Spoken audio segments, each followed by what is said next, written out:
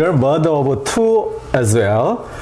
You confessed that you were stressed when parenting of a newborn baby who needed constant care while raising two children. At first, you said that you couldn't make time to meditate at all due to taking care of your children. But when your daughter turned 5 or 6 years old, you began to meditate for 20 minutes a day. What kind of change the 20-minute meditation brought about? Also, what is mindful parenting? I think of the benefit of meditation as being equivalent to exercising. So if you exercise 5 minutes a day, you're just gonna maintain a little bit of health. But if you exercise 20 minutes a day, not only will you maintain your health, but you will actually begin to improve your health. So exactly the same with meditation. 5 minutes of meditation just maybe helps to clear out a little bit of stress and negative emotion. But what 20 minutes of meditation does, importantly, mostly daily, is that we begin to have some insight into our own psychology. So I found once I began to do 20 minutes a day, the awareness and attunement began to accumulate over each day, so that I had more and more skill or ability to notice what's happening internally and what's happening externally. And then for mindful parenting, I would say there are 3 levels to it. There's the most immediate level of being aware of your children's behaviors. So being more attuned to them. Most parents are kind of like, on their device while the kid is doing this. So mindful parenting at the basic level is putting the device away and really paying attention to the child. So that's one. And second is being aware of our own parenting behaviors. So noticing, for example, I'm getting very frustrated and I'm about to yell at my child. What can I do to not yell? I don't want to yell. So maybe I should pause and take a deep breath, exhale. Okay, now I'm going to deal with the child more calmly. However, both 1 and 2 are very limited, very superficial in terms of mindful parenting. The real power of mindful parenting is the 3rd level, which is understanding our deeper psychology, usually related to our own childhood, and how our childhood, unresolved issues and pain and trauma from our own childhood is influencing how we're parenting now. So what we have to do is understand those roots and then heal those roots. Then we actually become more naturally a good parent. In my early years as a mother, I was a very harsh, demanding mother.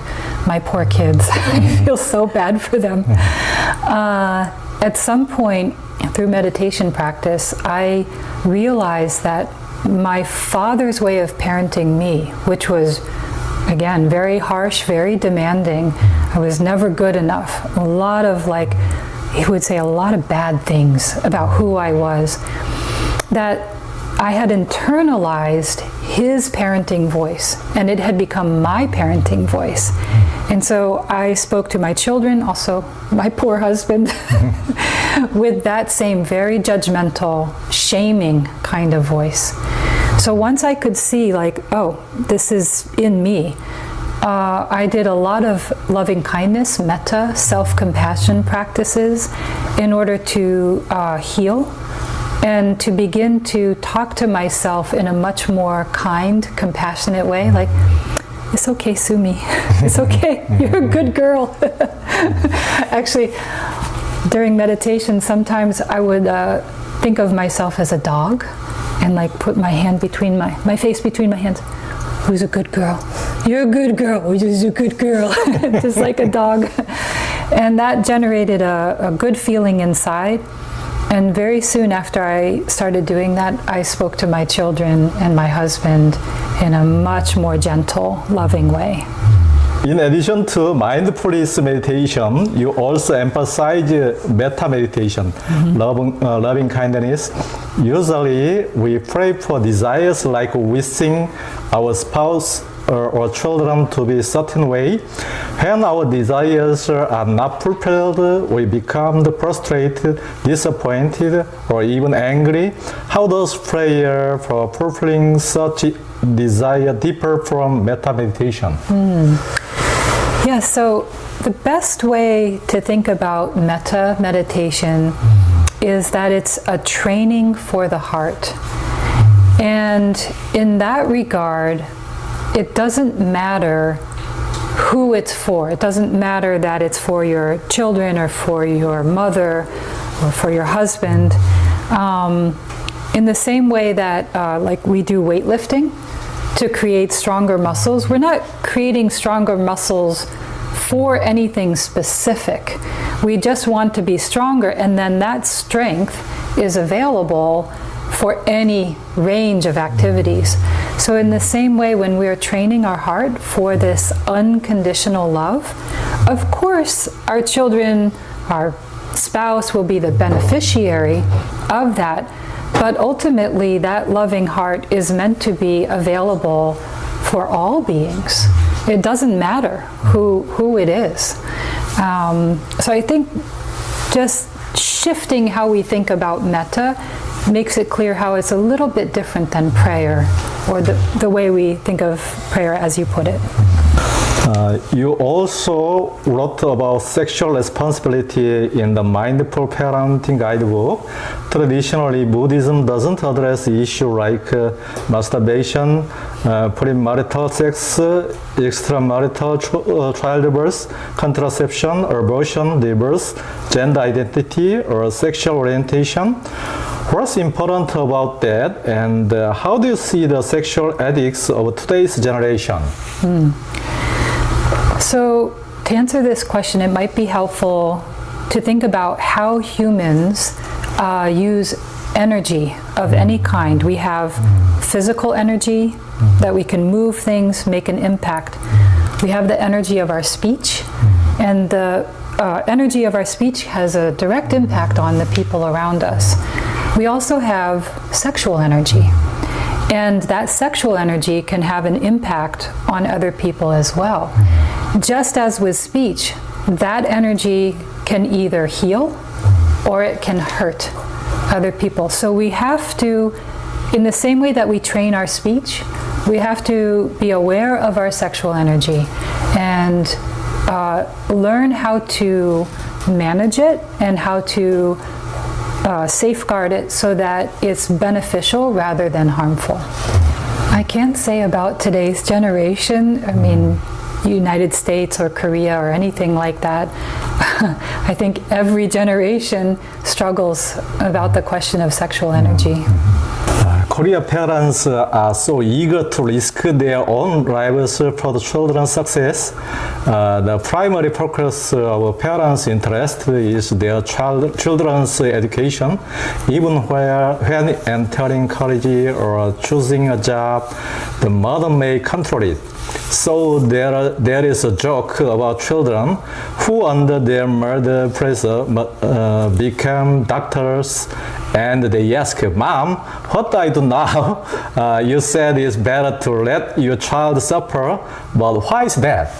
That's so funny to hear that.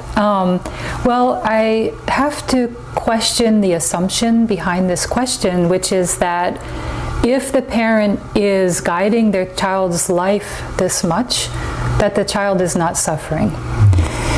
The truth is, based on the many Asian Yale students that I see, but not always Asian, but other ones too, if they have parents who are managing or micromanaging their life and exerting that much control in their lives, the child is suffering. The child tends to have a lot of shame. They tend to feel suffocated. They tend to feel like they can't be themselves. They've been repressed.